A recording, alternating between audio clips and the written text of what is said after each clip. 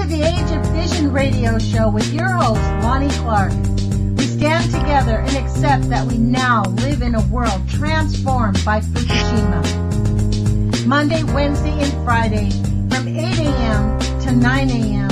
Pacific Standard Time here on UCY.TV radio. We relentlessly engage every ear that listens. We expose and confront the complete lack of accountability for the nuclear industry. Consider social engineering programs who view our bodies, minds, and souls as assets on a balance sheet. We discuss vital current issues, interview activists, and engage our audience in an effort to allow all voices to be heard. The Age of Fission radio show creates a venue that all will choose. We encourage our listeners to reclaim their power and their courage to take action and save our planet from the ravages of greed and indifference. Our actions matter. Every voice matters. We remind our listeners that happiness is resistance.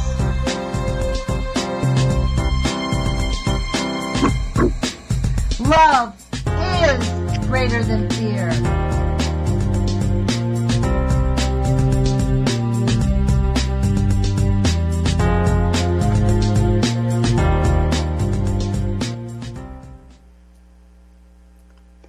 Good morning, UCY.TV radio listeners. I hope you're well.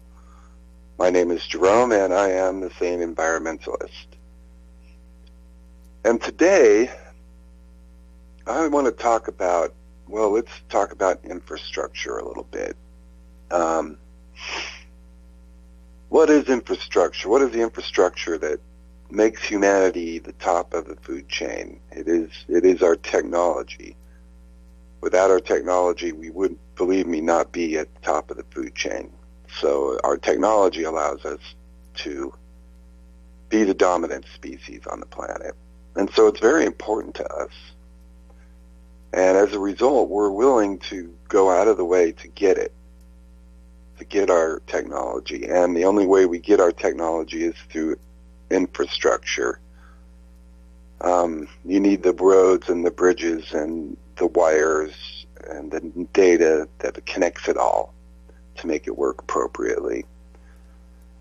And so you cannot really reasonably ask humanity to give up all of this. It's going to be just the opposite. There'll be more and more of it. A higher demand and a higher need individually for each individual to have more energy as the world gets more connected and the cost of electronic devices gets smaller, etc. You know, as people come into the first world from the third world, they're going to bring with them electricity, an electric bill. And that electric bill is a bill on the whole system. And so the system needs to generate more energy in order to support this new life, this new person who wasn't, when they were a third world person, using any energy aside from just to grow plants or something simple like that. Couple of examples, and I wish that I had a really good microphone because I could record this sound. It's not quite below the threshold of hearing. It's almost like a resonant frequency. I guess you could say it's more of a resonant frequency than an actual sound. And I think what it is, it's infrastructure. It's in the little house that I'm staying in right now, and 24/7, you close your eyes and you just listen for a second, and you hear this very low rumbling, kind of like the sound a train might make when it's miles away, but you can still hear it rumbling to you. Like a big, giant diesel engine running at a low RPM somewhere, just gurgling along, but real smooth. And I figured it out, what it is. It's the gas wells, and they're there are many gas wells all around here, and each gas well has a pump head on it, and the pump head has a motorized large pump driver on it that is basically creating this, and what happens is there's more than one of them, and not within audibility. You can't hear the sound, but you can feel it in the ground because these pumps vibrate the ground on either side. And what it is I'm in a vortex point where the two sound waves collide from these two different pumps. And as long as they're in sync at 60 hertz and the motors are running at the same rate, then there's really almost, it's like listening to two different fans going in the same room, you know? Sometimes you'll get a you know what I mean? It syncs and it unsyncs the sound of the two fans because the frequency at which the blades are rotating changes. So that frequency is approximately 60 times a second. That's the speed of the current. That's the frequency of the electricity in the United States is 60 cycles per second. And so these motors, I think, get out of sync, and then I'm in that weird middle spot. And it's kind of infuriating because it's bothersome. It's not really audible, but it's bothersome. Okay, that's just one example of technology, one example of just issues created by our infrastructure, the gas infrastructure, which provides the gas to heat the home I'm living in. You know, it's a necessary thing. Without that, then that's, life changes completely. So there's really nothing you can do about that. You know, gas is what it is. We will need to continue to burn natural gas to heat our water, to dry our clothes, and to heat our homes. It's the most logical choice as a base backup system. You got to have it. So that's that. Now, but what about the grid? And let's talk about the grid here in Arizona. You can go to my YouTube channel. I did a video. It's called Holy Electroshock Batman or something like that. But look at that video. And I'm standing under these. They're probably started about 70 feet off the ground, maybe 80. Big, high current, fat conductors that are running across country. And lots of power going through these lines. And they're on these weird towers. They aren't really high up, 200 or 300 feet. They're within 100 feet of the ground, the bottom wires.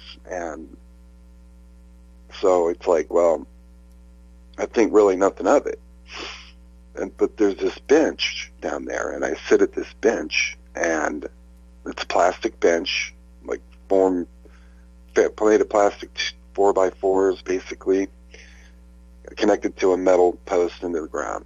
And I sit there for 10 or 15 minutes, and then I get up. And when I get up, I reach under the bottom of the bench and touch that metal post, and I get a zap, like pow, like a lot of electricity, like ow, what the hell?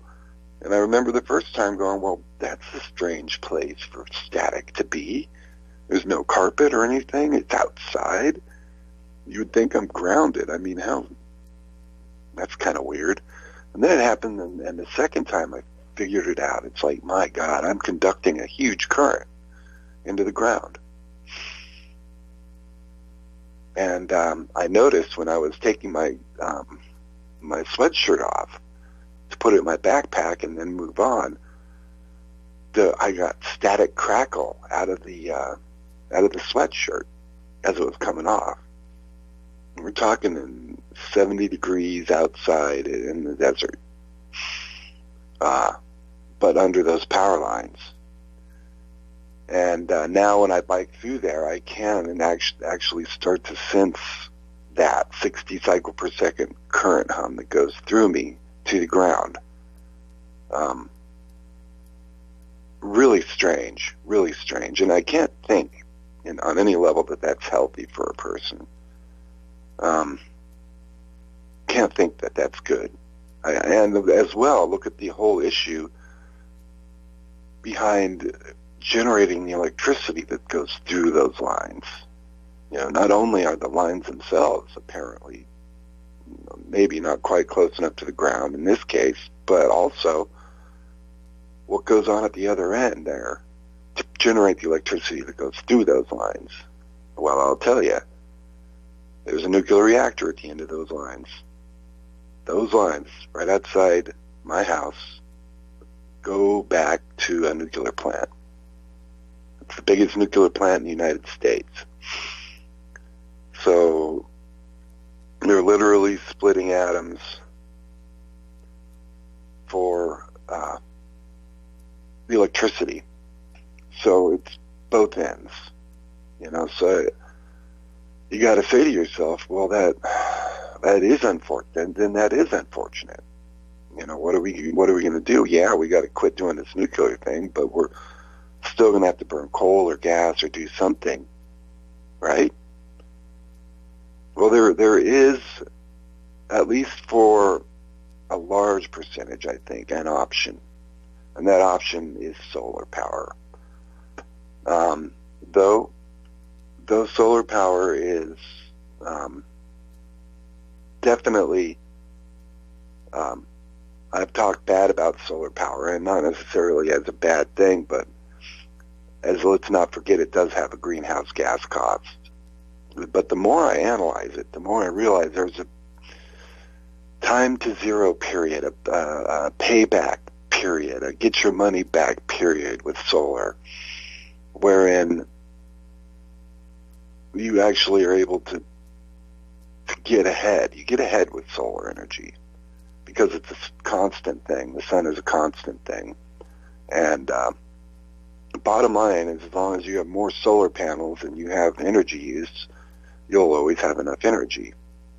And with modern inverter technology and stuff, a single house can provide its own energy. And I think that's the ticket. I think what we need to do is we need to mimic the Earth's strategy to deal with how to get energy. What does the Earth do? The Earth uses the sun. The Earth uses the sun through photosynthesis to create new mass, which is eaten, etc., on down the food chain. It ends up in us. So we are starlight. We really are. So I think the trick is, and the solution to the biggest problem, which is getting rid of that nuclear plant. Okay, how do you get rid of a nuclear plant? Logically, protest doesn't work. You can't stand out front and yell and scream. That just gets you arrested as a terrorist. You can't outbuy them. They got more money than God. Well, what can you do? Well, if they lose capacity, if it becomes economically unfeasible for them to continue on with their nuclear, very expensive power, because when it gets down to that, then it is expensive all of a sudden.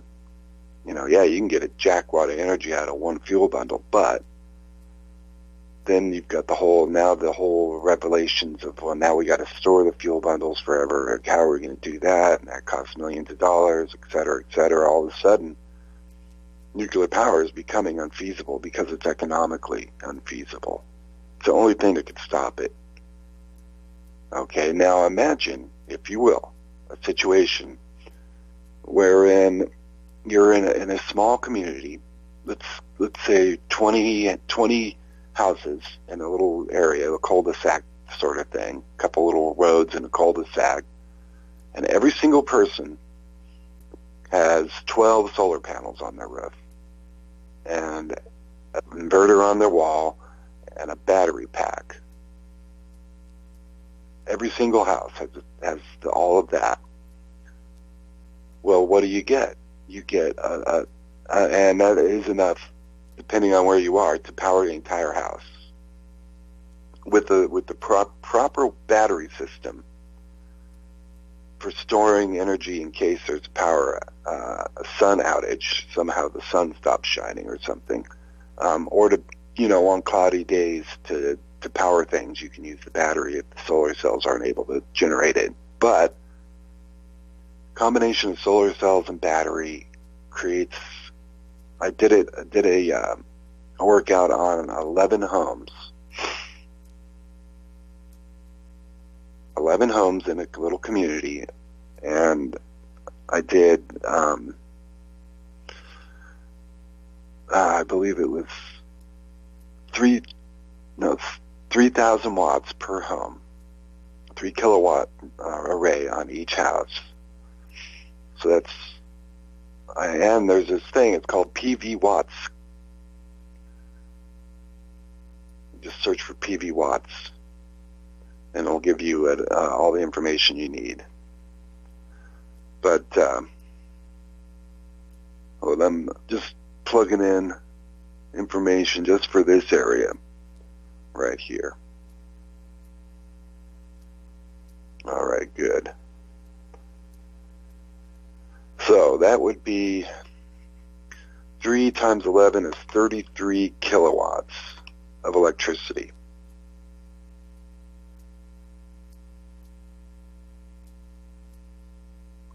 Standard cells on the roof. We're talking, you would generate 57.953 megawatts of electricity a year. All right, with those 33 panels on 11 roofs. No, it would be more than 33. It would be 3 kilowatt on every roof, which is 12 panels. And your average energy value back would be $6,932 here in Arizona.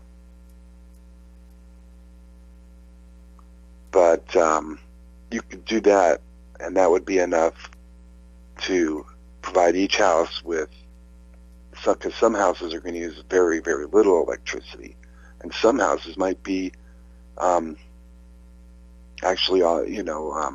vacant during the hottest months of the year here, because people move south, and so they go and they leave, and their solar system just continues to power up, charge a battery full, and give back to the grid, whatever that grid may be. Now, if it's a microgrid, if it's a local grid, then the charge controller would send it over to house B or C or D, and everybody would pitch in. Everybody's got the same number of panels on their roof. Everybody has the same battery storage capacity, and so everybody would have, let's say, 2 power walls equivalent, which would be enough to keep a typical house in Arizona running for, without air conditioning, 3 days, 4 days. Somehow you had a total and complete failure of the microgrid, which I just don't see happening. And if everybody was hooked together, then the master charge controller could just move the energy around as necessary, because there's always going to be some extra here and there. Some people use more light than others. Some people need to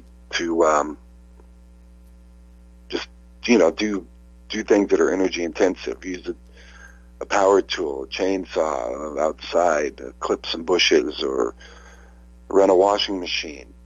Other people won't wash as much, etc. So some people will be boosting other people, and every month there will be no connection to the grid for that community. Now, when you think about it, that is, in a way, kind of brilliant, because that community is now self-sufficient. And as well, that is 57 megawatts a year less going through that big-ass power line across the road. All right, now how does that affect? It's just one community, 11 houses. How does that affect the bottom line back at the nuclear plant? What happens when you've got 100 communities, each with 57 megawatt hours. That's 57 gigawatt hours all of a sudden. Okay, now you've got an atomic power plant that can't run anymore because it's just too expensive. And they're going to have to start charging their on-grid customers huge amounts in order to make up for the backlog of cash. So they'll have to increase their energy prices to compensate for the fact that everybody's dumping them. And in the meantime, they're going to have to idle these plants. They will. You know, the only thing, if that were to trend, okay, and that were to continue, the only thing that would be the death knell for really global warming. I mean, that's one of the biggest things with global warming is carbon dioxide, you know, and power plants produce shitloads of it, you know. So if we get rid of power plants, except for in the case where you need, like a hospital, okay, there could be a natural disaster and a hospital would need to jack the usage up and start x-raying every other person or some crazy shit like that. Well, that's a whole different thing. There you need a real surefire method of keeping that place running at full power, above 100% all the time. No mistakes made there. You know, and that's what you would need a power plant for. That and the pretzel factory and the foundry that builds the solar panels, for that matter. You're not gonna generate enough energy with solar panels to make solar panels very well. You know, that's not a cost-effective method at all. So, and if utilities took this on, you know, if utilities decided we're going to do huge solar arrays, you know, we're going to farm solar. That's what we're going to do. You know, we're going to plant solar panels in the ground, and mile after mile after mile after mile of them, and in areas of this Arizona desert here, you could get away with that. You could put huge amounts of solar panels out here all over the place and easily harvest as much energy as a nuclear power plant would harvest. And I can't call it environmentally friendly because solar panels are not environmentally friendly to build. That's the facts. We're getting better, but we're not there yet. You know, and as well, battery technology. You know, that's another thing that's going to come along that is going to be spurred by this industry. It'll be spurred by the industry of moving forward, not in a green way. We're not trying to be green. We're trying to be logical. You know, what's the best way to make sure we have power in the event of a natural disaster anywhere? Well, solar. You know, have your own power on the roof. You know, I'm sure with hurricanes and stuff, that's a different story. But if you lived in a hurricane area, you could hurricane-proof solar cells, I'm sure. Just a big, strong box. But the bottom line is, it just makes sense. And it's not that expensive. You know, the panels, I don't know if I can find that. I might be able to find that. I doubt it, though. But the solar panels that they use are getting much less expensive to work with now. And I'm looking for solar panel.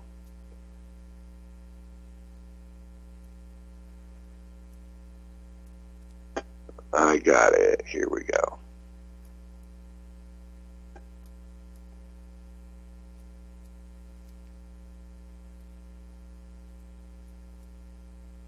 So at any rate,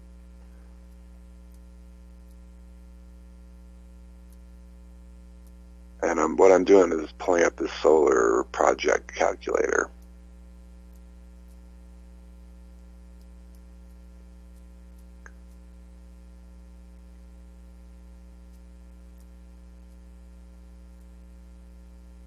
but we're looking at about, with the batteries and the inverters, about $14,000 a home.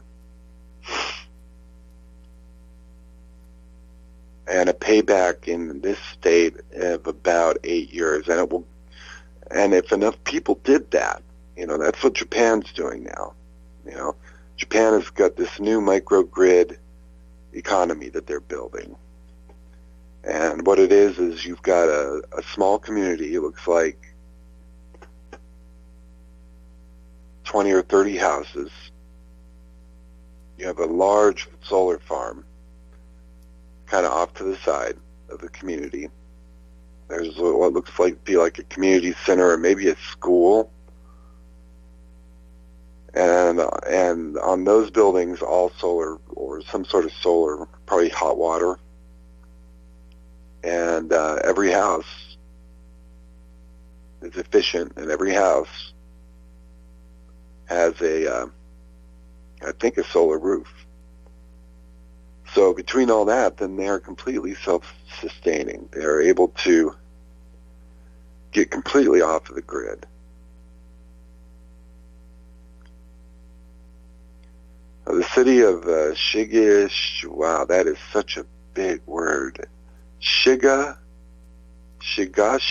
Matsushima, can't say that twice, is making a huge transition with an ambitious plan to replace the traditionally centralized energy grid with an interactive grid, which would deliver energy from cleaner, more sustainable sources generated from distributed power systems. That's what they're calling them. They say the most important thing first is to improve our energy efficiency from the residential to the industrial sectors in the city to reduce our carbon footprints. Then deploy renewable energy. The city has a goal to reduce its footprint by 8% from 2010 level to 22. I guess by footprint they mean carbon footprint. Furthermore, for the city to provide 100% of electricity needs by 2022, it will need to install between 33 and 44 megawatts of renewable energy capacity from solar, wind, and biomass generation. Currently, the city is conducting extensive feasibility studies on the local renewable resources to address climate change while stimulating the local economy. All the climate change, but as far as disconnecting from the grid, that's the winner here. Climate change is going to naturally be the winner of all of this. If you believe that and all that, that's good. But what I see is disconnecting from the grid, making solar power unfeasible by making it too expensive to do. So as soon as it becomes too expensive, they will drop it like the hot potato it is, and then they're going to try to dismantle all of the plants. And when they do, what are we going to do with those fuel bundles that are all stored in dry casks outside? Oh, that's right. We still don't have a place to put that, do we? That might be a problem. So, think about what this does is it gets rid of those thermonuclear power plants, and it reduces the need for coal and natural gas power plants as well. So, this is a win-win as far as I can tell. And like the little community that I'm in, it's called West Park in Wickenburg, Arizona, it would be ideal for this. There's even a big 2 or 3 areas of big fields where you could put up a solar farm. And as well, every house has enough room for 20 panels on the roof. That's just sitting there open and empty, nothing on it. There isn't even really vent pipes going through the roof too much here. So it would be perfect. Get everybody to pitch in so much a month through an association of some sort, and it would not be cheap to get going, and it would probably take 10 years for the break even to happen, where you go from paying for energy to getting energy for nothing, and just having to maintain the system. And as well, in Arizona, I know you could boil water with the black box, or the black plastic box. Will boil water. It'll get so hot that it'll scald you just from sitting out in the sun. So solar hot water is not an issue at all, especially here or just about anywhere you could do solar. You could put out a couple big black neoprene tanks, and they would get hot enough to shower, wash clothes, etc., etc., etc. So, and you could even store that hot water energy in stone pools, which are a great way to store heat energy. So, overall, we're looking at a move away from the grid, a move away from atomic power, a move away from the economy wherein we all need a power plant down the road to survive, to an economy where we are our own power plant, and our neighborhood is our power plant. And it's not even a thing. That's not even a thing. And we don't pay.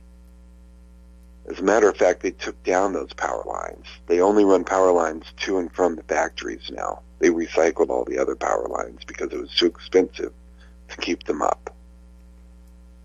Okay, no more 60 hertz running through the air above your head. No more smart meters blazing away at 1 watt at microwave frequencies next to your head while you're trying to sleep at night. No more of that. And for that matter, less gas. You're going to need less gas with less power plants. You're going to need less coal. You're going to need less of this stuff, and that will in some ways hurt some economies, but they'll redistribute as well, and they'll end up going to solar, Some of the coal miner country guys that would love to have free electricity every month. Trust me, they're so poor down there. So that needs to happen. I think that is a feasible thing. That is something that can happen. We could adjust our economy to a microgrid structure. And another benefit of that I haven't mentioned yet is the further secondary reductions in greenhouse gas emissions. Once we get much better battery power, then it will become feasible to make trucks electric instead of diesel. Because a battery-powered truck could have all the balls of a diesel truck, trust me. Big old electric motor, yeah, that thing would be brutal. Some of the biggest equipment has to be powered by electricity. Keep that in mind. Electricity is a great source of locomotion. The only problem is storing the energy that it takes. Well, we're getting better at that, and charging up the batteries. We've got new generations of batteries happening all the time, and soon we will have batteries that are able to recharge in a minute or two. Just basically change the polarity of them or something, and they're full now in a minute or two. So a big truck could back up to the dock and plug into your grid and recharge its batteries in 5 minutes while you're unloading them, and then you just take that off of the bill of freight, in goods or whatever. So now all of a sudden you've got much less, because once electric cars become feasible, and they are, trust me, that's where we started. Did you guys know that most of the first automobiles were electric? It wasn't until later on that they became the Model T clunker, where you got to crank the engine and all that. Most of them were electric. I mean, they had crappy range because they only had lead-acid batteries in them, but still they were electric because that was the most efficient way to do it.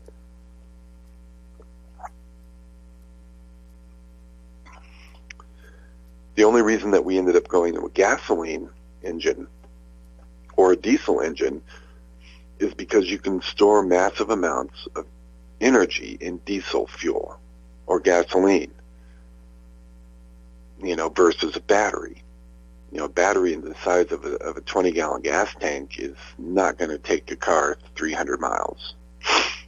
Still to this day, gasoline by space is more efficient than electricity, because you'd have to carry such a heavy amount of battery with you that it would be unfeasible.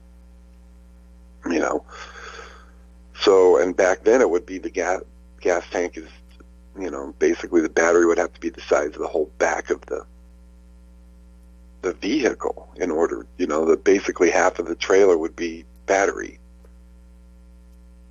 It could be done, and how much is half a semi-trailer full of lead-acid batteries weigh? A lot. We're getting better at battery and energy storage, and we will figure out a way to make a truck that's powered by batteries. And, it may turn out the whole trailer is one big thin film lithium-ion battery, the whole thing. And, that might be the solution right there. Just turn the whole trailer into a big, giant, wrapped film lithium-ion battery. That, just like I said, plugs into somebody's dock when they get there, and they have an automatic piece of software that removes that amount from the bill of freight for the energy that the truck just bought. That's the benefit of a microgrid. That's the benefit of using electricity for lower, more realistic, I'm going to call it, to use electricity this way. Because when you're pumping it in from a nuclear power plant, it's irresponsible. And it is, isn't it ironic? Isn't it ironic that people who live near nuclear power plants still use the energy, and hate them vehemently, like myself, still use the energy produced by that power plant, because look, what else are you going to do? So get off the grid, get some cells, install them on the roof, buy a battery, buy an inverter. They've got the whole thing down now to where they've got kits. I think you can get a 3 kilowatt solar kit for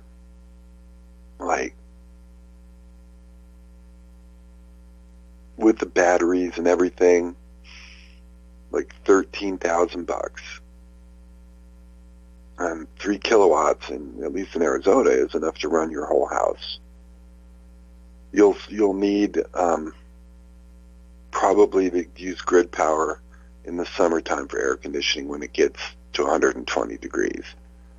But all your lighting, 3 kilowatts is enough for all your lighting and your refrigeration, if it's installed correctly and has appropriate batteries. You can even pump your own water with that. So,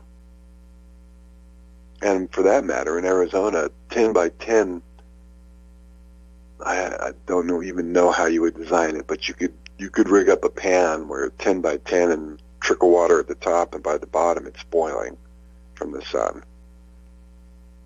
You could use that for your hot water supply, and store that in a tank of big boulders, and that'll hold the heat. And then you could have the hot water all day, all night, every time, all the time, as much as you want.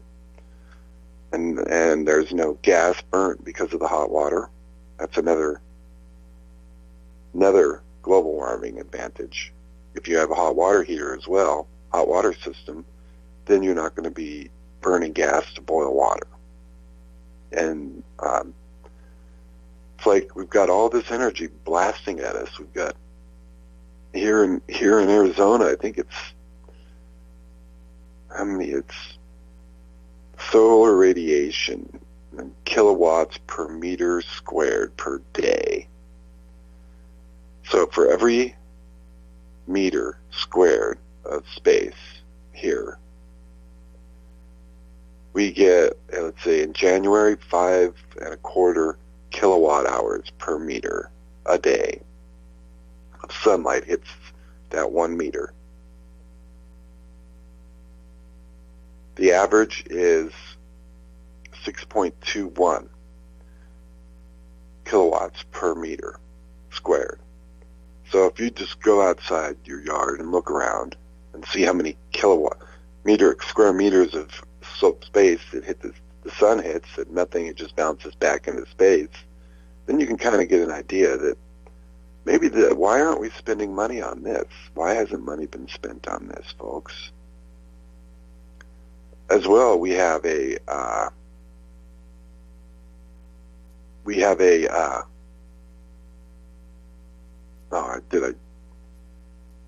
I just completely forgot what I was saying. Oh, that's so sad. So,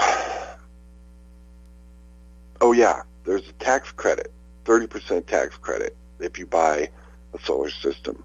As well, many states have tax credit programs for buying solar. So your typical user gets a third off from their solar system as a tax credit. You only get the tax credit if you owe taxes. So it's not like they send you a check. But if you pay taxes, then you can get up to 30% of that off. So that's what my understanding of it. And so that makes it really, that means that for 10 grand you can get yourself 2/3 of the way off the grid. For 20 grand you can get yourself completely off the grid. Your house will be, the only thing will be coming in would be cable and gas. That's it. And water. Cable, gas, and water. You're still connected to the grid. Electricity, I would encourage people to keep the grid, and when you charge your batteries full and plus you're using energy and you've got extra still, then it will go backwards through the meter, and then the power company will have to pay you for it. So there's just so many pros here, and I'm not seeing that many cons. So if we can do that, then that right there would pretty much solve half of our environmental problems. The carbon footprints of each individual community will get smaller and smaller and smaller. The factories will get more and more efficient because the price of electricity will get more and more, because it's more expensive to give electricity to just a few people. And actually factories may end up, we're going to buy 100 acres and just put solar panels on them there. Now our factory's powered. Screw you, grid. A lot of them may. If you got a factory and you totally power that factory with solar cells, then that's a plus.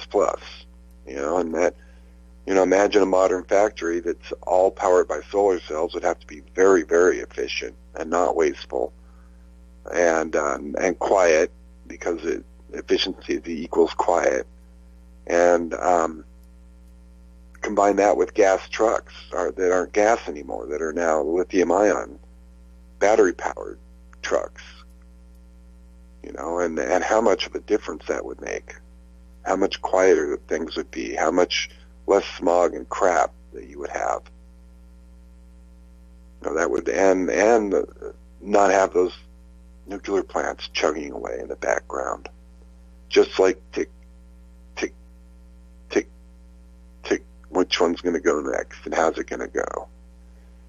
Where she stops, nobody knows. So far, we've gotten lucky. There was one in Ukraine and one in Japan. Whew, boy, sigh of relief there, huh? Well, brothers and sisters, don't get too excited about your success, because we're being dosed. We are being dosed. And don't think that the radiation levels in Japan are normal now. They aren't. there's a guy, I think his name is Ken. He's brilliant. I love this guy. He's a YouTuber. And what he does is he goes around Japan taking radiation readings. And illegally. Well, actually, it's not illegal to take radiation readings, but it's illegal to say anything about it. There's a gag order, so he's completely quiet. He does not say a word. I'm looking for his channel right now. There it is. Kien Aiyoru.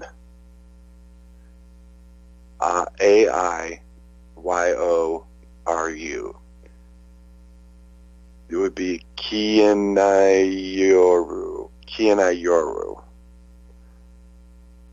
And 1 hour ago, on the beach, no, in the snow, 47 microsieverts an hour in Japan. 1 hour ago. 47 microsieverts per hour from the snow in Japan. Not where it's not snowing, it's from the snow. Okay, 1 hour ago. Keep this in your mind, you know, that it's been 6 years and you're still seeing dangerously high levels of radiation in civilian areas all over the entire island of Japan. And don't think that it isn't similar here in the United States. You know, with 40% of the tuna caught in Hawaii are now positive for cesium-134, which is a Fukushima-related cesium. It's the only place it could come from. 40%. You know, I was at physical therapy the other day, and I was talking to my physical therapist, and I mentioned that. And she says, yeah, but what's the safe level? And I said, there is no safe level of radiocesium. There is no safe level of that. If you get a piece of that in you and it decides to stick around, well, you're going to probably get cancer. I mean, in that little area, you're going to have a tumor. Something bad will happen. You know, so again, don't eat fish. If you're eating fish, then you are really playing with your own life at this point. You know, and again, that takes us back to where I was. It's like tick, tick, tick. When's the next 47 microsieverts in the snow event coming? 6 years later, still getting fallout in the snow. Think about that. That's fallout. It's not, oh gosh, and the grass on the ground. No, this is when you went outside where the snow is, there's more radioactivity. The snow is radioactive. So it's going through the air, so that can only lead you to believe that the dust in the air is radioactive, and that is what is creating snowflakes. So each snowflake has a little tiny dust speck of radioactive debris in the middle of it. And how many years is that going to go on for? How many years is that radioactive dust going to blow up and around and then out to sea and across the sea and the fish? You know, bioaccumulation occurs because radiation has a tendency to get into things that want to get into other things. That it's really strange that way. You know, the fish are a perfect example. That's a prime protein source for half the ocean, fish. You know, and then it builds up. And they basically filter it out. And so it builds up in that spot, and then they die, and then that spot's more radioactive. So this is what we have to look forward to. This is the reality. The reality is that those reactors are still spewing unmentionably large amounts of radioactive materials into the Pacific Ocean every day, every hour, 24 hours a day. And then what are we doing about it? We can't do anything about it. Exactly. Tick, tick, tick, boom. And then what? And then what? Then you got a government that's basically gagging its citizens, who some of are still freedom fighters, running around taking measurements and publishing them where people can see the results and see just how bad it is. So we are in the world of fallout, folks. So what are we going to do then? Well, this is what the thing that I can see that we can do. We can start a revolution of basically getting off the electric grid. If we can get off the electric grid and get enough communities to get off the electric grid, then the electric grid is going to have to evolve and become more efficient. And when that happens, everything changes, because just each community helping itself, that'll stop power outages. In your neighborhood, you might have a power outage, but not really. Not you. What's going to go down if you've got solar panels and then batteries? If you lose an inverter, there's always a backup inverter. You just plug the new one in, you're done. And even then, you're still able to use power. So, just makes more sense, that's all. So we need to get off this grid. We need to shut our communities down from it. That's the power that we have, is we have the power of economy. The power of economy will be the power that takes the nuclear industry down. Nothing else will. They don't be fooled into thinking we need more plutonium. Just the plutonium that is available in the spent fuel bundles is huge. We've got shitloads of plutonium. There's no purpose for plutonium but to make bombs, and that's just even stupider. If there is a way to be even stupider than boiling water with nuclear energy, I would have to say that it would be making bombs. Yeah, that's about the stupidest thing you can do with it. So we have plenty of that. So there's no excuse. There's just no excuse. And there's no excuse for nuclear medicine either. I think a lot of it, we could go look around. We can get around it. The thought of pumping a nuclear radioactive isotope into my body so that they can look at my internal systems with it is like a gastro injection of it or something horrifying to me. And the same goes for chemotherapy. And there isn't a lot of proof that shows that chemotherapy works for cancer. Maybe I'm wrong there. Maybe I'm not. I don't know. But I'm beginning to see that it's the radiation which is mutating our DNA, which is causing the cancer to happen. You didn't have the cancer back in the 1700s, 1600s, before we started the scientific revolution, where all of a sudden we started using chemicals and mining and extracting and purifying and thinking about atoms as things and elements as things, instead of just not understanding that. The periodic table of that kind of, once that dawn hit. Since then we've been pretty much on a suicidal run. So what are we going to do about it? I think there you go. We need to get off this electric grid. There's no more plutonium needed for that. Or they don't need research reactors anymore. They don't need none of that crap. you know. And again, radio medicine, I don't know that it's all that they make it out to be. I really don't know that. Well, the jury, for me, is out on radio medicine until I have more pertinent information.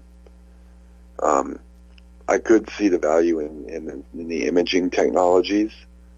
For myself, it's like, how would they not? That's the only way that they would know was with an X-ray.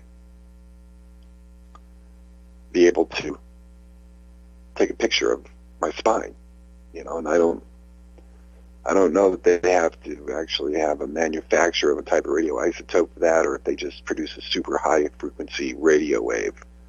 It's probably what happens. So that, I guess that's it. You know, it would be maybe certain types of nuclear medicine. But we wouldn't need a huge industrial complex to pull that off, would we? We would just need a little power plant somewhere, production facility, if you will, that would be responsible for creating that isotope, whatever it is, that mankind deems necessary to our survival. I guess we can only find out, huh? So I want to remind everybody to check it out for your home. Check out solar for your home. Just look at it. If nothing else, look at your roof. Go to the PV watts calculator and enter in your area where you live, and just see how that would work for you, and whether that could reduce your dependence. Because any electricity we're not pulling out of those big overhead wires is electricity that is costing the nuclear power plants money, which will cause them to have to shut down. They're so not feasible right now. They're only being pushed ahead by a bunch of stubborn idiots. But if those stubborn idiots continue to see a bottom line that's shifting, well, then they themselves will go, well, okay, nuclear bad now. And they'll stop it, because they're the ones that have the power. We don't. So, looks like we got a beautiful cloud-free day here in Arizona. It's supposed to be about 75, 80 degrees and really sunny. Don't forget to check out my YouTube channel at the Sane Environmentalist at YouTube. My name is Jerome. I'm going to try my best to not have to end on a weird middle of the sentence note. So you guys have a good day, and peace out.